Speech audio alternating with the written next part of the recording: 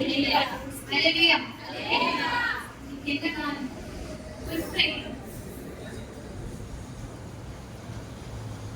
லூக்கா முதல் வசனம் பார்த்தா லூக்கா 23:34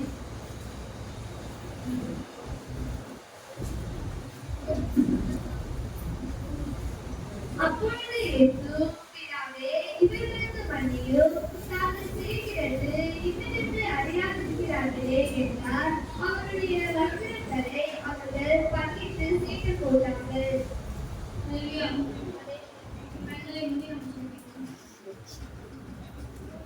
அன்பின் பரலோக பிதாவே அப்பாவுக்கு கொடுக்கப்பட்ட அருமையான காலைகளுக்காக நன்றி செலுத்துகிறோம். இந்த நாளிலே அப்பா முதலாவது வார்த்தையாக மன்னிப்பு கொடுத்ததாக வார்த்தை எடுத்துக்கிறோம் சுவாமி. தேவன் நீ என்னை மறைத்து நீ பேசும்படியாக சொல்லிக்கிறோம். என் தாமே ஆசீர்வதிங்க வழிநடத்துங்க. இயேசுவின் மூலமாக ஜெபிக்கிறோம் அன்பின் பரலோக ஆமென். ஹalleluya அப்பொழுது இயேசு பிதாவே இவர்களுக்கு மன்னியும் தாங்கள் செய்கிறது இன்னதென்று அறியாதிருக்கிறார்களே என்றார். பிதாவானவர் கிட்ட இயேசு என்ன சொல்றாரு? இவங்கள மன்னிங்க, இவங்க செய்யறது என்னன்னு சொல்லிட்டு அவங்களுக்கு தெரியல அப்படின்ட்டு பிதாவானவர் கிட்ட இயேசு சொல்றாரு. ஒரு பாவமும் அறியாதவர் தான் இயேசு. அவர் நமக்காக பிதாவினிடத்தில் பரிந்து பேசுகிறார். இந்த இடத்துல அப்படிதான் பார்க்கிறோம். உலக பிரகாரமா நமக்கு பரிந்து பேசுறவங்க யாரு அப்படின்னு பார்த்தோம்னா யாரு? நம்ம அப்பா அம்மா தான் சொல்லுவோம். ஒரு பிள்ளை தப்பு பண்ணுச்சுன்னா அப்பா அம்மாவும் ரெண்டு பேருமே சேர்ந்து அடிப்பாங்களா? இல்ல, யாராச்சும் ஒருத்தர் மட்டும்தான். இன்னொருத்தர் என்ன சொல்லுவாங்க? இல்ல பையன் எதுவுமே பண்ண மாட்டான், விட்டு மன்னிச்சிரு அப்படின்ற மாதிரி தான். உலக பிரகாரமாகவே நமக்கு இவ்வளவு கஷ்டமா இருக்கு. இயேசுவானவர் நமக்காக சிலுவை பாடுபட்டு சிலுவை சுமந்தார். இயேசு கிறிஸ்து சுமந்த சிலுவையின் வெயிட் அது 150 கிலோ. நீளம் 15 அடி, அகலம் 8 அடி. இவ்வளவு பெரிய சிலுவையை நமக்காக இயேசு சுமந்திருக்கிறார். ஹalleluya ஹalleluya. இயேசுவின் எடையே 85 கிலோ தான். சராசரியா ஒரு மனுஷனால அவங்களோட வெயிட்டே அவங்களுக்கு தூக்க முடியாது, கஷ்டம், அவ்வளவு கஷ்டமா இருக்கும். ஆனா இயேசுவானவர் அவரோட வெயிட்டே 85, ஆனா சிலுவையோட எடை 180 கிலோ அப்படின்னு சொல்றாங்க. இது ஒரு அப்ராக்சிமேட்டா தான் சொல்றாங்க. இப்படி இருக்க இயேசுவானவருக்கு சப்போர்ட்டா இருந்தது அந்த இடத்துல பிதாவானவர் மட்டும்தான். அப்படி இருக்க நாமும் மன்னிக்கிற குணமுள்ளவர்களாய் இருக்கணும். அதே மாதிரிதான் இயேசு என்ன பண்றாரு? கெத்செமனே தோட்டத்துல போய் ஜெபம் பண்றாரா? சீஷர்களை கூப்பிட்டு போயிட்டு நீங்களும் போய் ஜெபம் பண்ணுங்க அப்படின்ட்டு ஜெபம் செய்யும்போது அவர் போய் பிதாவின் இடத்துல என்ன பண்றாரு? பிதாவே அவர் விழுந்து ஜெபம் பண்றாரு. என்னோட பாத்திரம் என்னை விட்டு நீங்க போடுமானால் நீங்கும்படி செய்யும். என்னுடைய சித்தம் இல்லை, என்னோட சித்தத்தின் படி நடக்க வேண்டாம், உன்னுடைய சித்தத்தின் படி நடக்கணும் அப்படின்னு சொல்லிட்டு சொல்றாரு. அப்படி இருக்க அப்புறம் என்ன நடக்குது?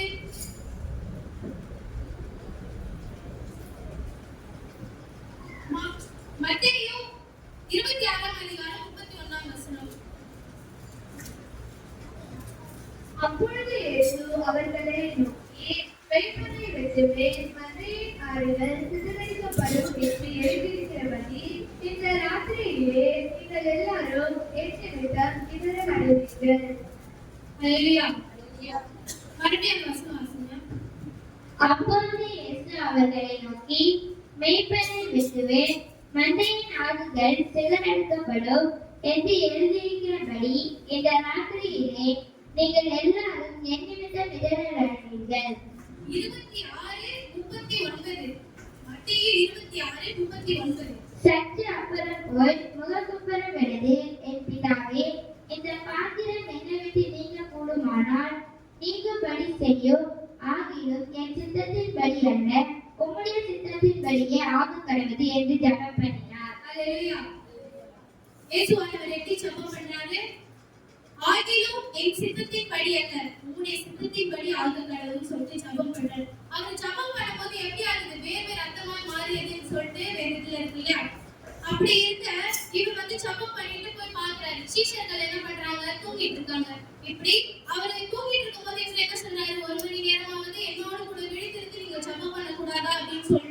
இயேசு சொல்றாரு. இப்படி இருக்க மறுபடியும் இயேசுவானவர் 3 வாட்டி போய் ஜெபம் பண்ணுவார். ஜெபம் பண்றப்போ இதே வார்த்தைகளை சொல்லிதான் ஜெபம் பண்ணுவார். என்ன? என்னுடைய சித்தம் அல்ல, உம்முடைய சித்தத்தின்படி ஆக கடவுது அப்படின்னு சொல்லி ஜெபம் பண்ணிட்டு இந்த 3வது தடவை ஜெபம் பண்ணிட்டு என்று வரும்போது என்ன ஆகுது? சீஷர்களை பார்த்து சொல்றாங்க, இனி நீங்க நித்திரை பண்ணி இளைப்பாருங்க, இனிமே நீங்க தூங்குங்க, என்னுடைய நேரம் வந்துவிட்டது, மனுஷகுமாரன் பாவிகளிடத்தில் ஒப்புவிக்கப்படுகிற வேலை வந்துவிட்டதுன்னு சொல்லிட்டு இயேசுவானவர் சொல்றாரு. அப்புறம் என்ன ஆகுது? யூதாஸ் இயேசுவானை முத்தம் செய்து காட்டி கொடுக்கிறாரு. காட்டி கொடுத்த பிறகு இயேசுவானவர் என்ன பண்றாங்க? வாரினால் அடிக்கிறாங்க. ஏறக்குறைய 1 இல்லைன்னா 40 அடிகள். இது ஒரு அப்ராக்சிமேட்டா இதையும் சொல்றாங்க. இது முள்முடி இது எல்லாத்தையும் போட்டு அவ்வளவு பாடுகளை இயேசு அனுபவிக்கிறார். யாருக்காக? நம்முடைய பாவங்களுக்காக. நம்முடைய பாவங்களுக்காக இயேசு சிலுவை சுமந்தார். நம்ம செய்த பாவங்களுக்காக பிதாவானவர் கிட்டயும் நமக்காக மன்னிப்பு கேட்கிறார். இவங்களை மன்னிங்க, இவங்க பண்றது இவங்க செய்யற காரியம் என்னன்னு சொல்லிட்டு அவங்களுக்கு தெரியல, அவங்கள மன்னிங்கன்னு சொல்லிட்டு இயேசு சொல்றாரு. சங்கீதம் 86:5.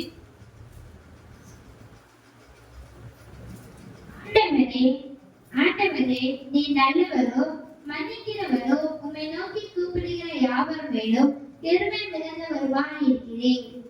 ஹல்லேலூயா. தேவன் எப்படி இருக்காராம்? நல்லவரும் மன்னிக்கிறவருமாய் இருக்கிறார். தாவீது சொல்றாரு, அவர் அவரை நோக்கி கூப்பிடும் போதுதான் அவருடைய கிரியையிலே அறிந்திருக்கிறவராய் இருக்கிறார். நம்ம இயேசுவை நோக்கி கூப்பிடணும். நம்ம ஒரு தவறு செஞ்சிட்டோம், இன்னொருத்தவங்க மேல தப்பே இருக்கு அப்படின்னாலுமே நம்ம இயேசு கிட்ட முறையிடணும். அவங்க செய்தது தப்புதான் இல்லைன்னு சொல்லல, ஆனா நம்ம மன்னிக்கிறவர்களா இருக்கணும். நம்ம செய்த எவ்வளவு பாவத்துக்காக இயேசுவானவர் நம்மள என்ன பண்ணிட்டாரு? மன்னிச்சுட்டாரு.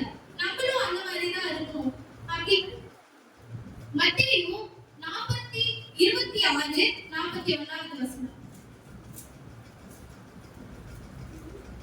நீங்கள் சோதனைக்குட்படாதபடிக்கு விழித்திருந்து ஜெபம் பண்ணுங்கள். ஆவி உற்சாகம் உள்ளதுதான், மாம்சமோ பலவீனம் உள்ளது என்றார். நம்மளுடைய ஆவி உற்சாகம் உள்ளதுதான். அவர் ஜெபிக்கும் போது அவரோட ஆவி எப்படி இருந்தது? அவர் சொல்றாரு, உங்களுக்கு சித்தமானால என்னுடைய இதுவை எடுத்துக்கோங்க அப்படின்னு சொல்லிட்டு இயேசு சொல்றாருதான். அவரோட ஆவி எப்படி இருக்கு? உற்சாகமானதுதான். மாம்சமானதுதான் எப்படி? பலவீனப்பட்டது. ஏன்னா மாம்சமானது பூமிக்குரியதா இருக்குது. மாம்சம் அவரே மனுஷனா நமக்காக பாடுபட்டார். மனுஷனுக்கு இப்போ சின்ன ஒருத்தவங்களுக்கு போய் ஆக்சிடென்ட் ஆயிடுச்சுன்னா அவங்க வழியில இருக்காங்க, ரத்தம் போகுது. அந்த நேரத்துல நம்ம போயிட்டு வழியில இருக்கிறவரு இன்னொருத்தவங்க கிட்ட, என் பையன் ஆபத்துல இருக்கான், ஒரு போன் கொடுங்க, நான் கால் பண்ணிட்டு தரேன், அந்த மாதிரி கேட்டா யாராச்சும் கொடுப்பாங்களா? என்னடா இது, இவ்வளவு பெரிய காயப்பட்டிருக்கு, வலிப்பட்டிருக்கு, இவரோட பிள்ளை அங்க ஆபத்துல இருக்கான் அப்படின்னு சொல்லிட்டு கால் பண்ணுவோம் கேட்கறாங்க அப்படின்ற மாதிரி நினைப்பாங்க. அதே இடத்துலதான் நம்மளுடைய இயேசுவானவர் பிதாவிடத்தில் நமக்காக பரிந்து பேசுறார். அவ்வளவு அடி, அவ்வளவு ரத்தம்.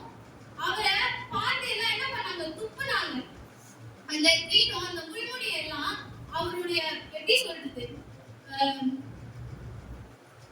அந்த முள்முடிகள் எல்லாமே அவ்வளவு வலி கொடுக்கும். அப்ப ரோமர் காலத்துல கொடுக்கக்கூடிய ஒவ்வொரு பனிஷ்மெண்ட்டுமே ரொம்ப கொடியதா இருக்குது. இப்போ இயேசுவானவர் நமக்காக மரிச்சதுனால அது எல்லாமே மாறிடுச்சு. அது போல எபேசியர் 4:33-32.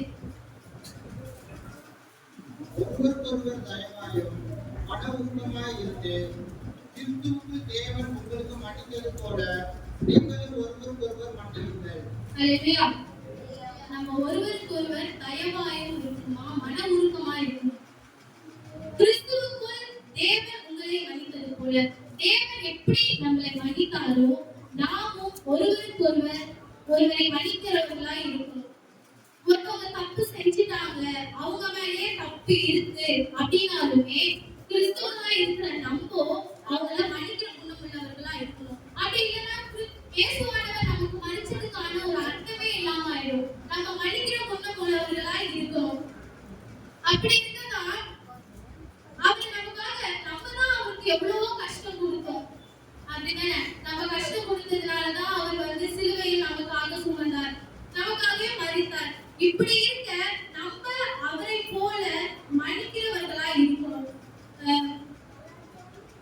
தெசலோனிக்கேயர் 3ஆம் அதிகாரம் 13ஆம் வசனம். 1 தெசலோனிக்கேயர் 3:13. இவ்விதமாய் நம்முடைய கர்த்தராகிய இயேசு கிறிஸ்து தமது பரிசுத்தவான்கள் அனைவரோடு கூட வரும்போது நீங்கள் நம்முடைய பிதாவாகிய தேவனுக்கு முன்பாக பிழையற்ற பரிசுத்தம் உள்ளவர்களாய் இருக்கும்படி உங்கள் இருதயங்களை ஸ்திரப்படுத்துவாராக. கொலோசியர் 3:13. 3:13. ஒருவருக்கொருவர் தாங்கி, ஒருவர் பேரில் ஒருவனுக்கு குறைபாடு உண்டானால், கிறிஸ்து உங்களுக்கு மன்னிப்பதைப் போல ஒருவருக்கொருவர் மன்னியுங்கள். அல்லேலூயா. நம்ம ஒருவருக்கொருவர் தாங்குகிறவர்களா இருக்கணும். ஒரு தவறு செய்ய நடக்க போகுது அப்படின்னு உங்களுக்கு தெரிய வருது அப்படின்னா அந்த இடத்துல நம்ம வந்து தெரிஞ்சவங்களா இருக்கிற பட்சத்துல கூட சரி, தெரியலனா கூட சரி, நம்ம கிறிஸ்தவங்களா இருக்கிற நம்ம வந்து அந்த இடத்துல சொல்லணும், இப்படி ஆக போகுது, நீ ஆக போகுதுன்றது நம்ம டைரக்டா சொன்னா என்ன சொல்லுவாங்க, ஏத்துக்க மாட்டாங்க. இன்டைரக்டா கூட நம்ம வந்து இந்த மாதிரி நம்ம செய்யக்கூடாது, இப்படி போலாமே அப்படின்ற மாதிரி நம்ம போகணும். அவங்களுக்கு இருக்கிறதான குறையை வந்து நம்ம எப்படி கிறிஸ்துவலா இருக்கிற நம்ம இருந்தாலுமே குறைகள் இருந்தாலுமே நம்ம சத்தத்தின் மூலமா அவர்கிட்ட நம்ம லிக்ல சொல்லணும். சொன்னாதான் இயேசுவானவர் நம்மை அறிந்து கொள்வார். அறிந்து கொண்டதும் என்ன பண்ணுவாரு, நமக்கு மன்னிக்கிற குணத்தை கொடுப்பார். இயேசுவானவர் நமக்காக இவ்வளவு சிலுவையில் பாடுபட்டு சுமந்து அவர் நம்மளை பிதாவினிடத்தில் மன்னிப்பு கேட்டது போல நாமளும் மன்னிக்கிற குணமுள்ளவர்களா இருக்க வேணும். அதுதான் வேதமானது சொல்லுது. அல்லேலூயா. மத்தேயு 6ஆம் அதிகாரம் 14ஆம் வசனம். மனுஷரின் தப்பிதங்களை நீங்கள் அவர்களுக்கு மன்னித்தால் உங்கள் பரமபிதா உங்களுக்கும் மன்னிப்பார். அல்லேலூயா.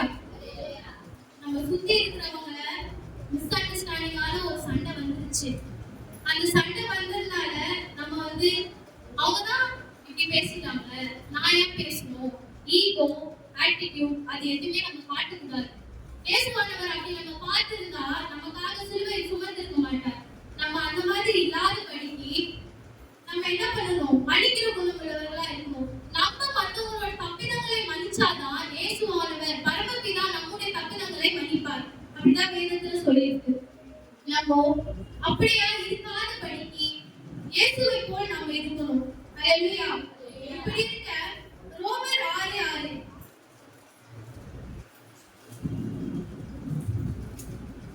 நாம் இனி பாவத்திற்கு ஊழியம் செய்யாதபடிக்கு பாவ சரீரம் ஒழிந்து போகும் பொருட்டாக நம்முடைய பழைய மனுஷன் அவரோட கூட சிலுவையில் அறையப்பட்டதென்று அறிந்திருக்கிறோம்.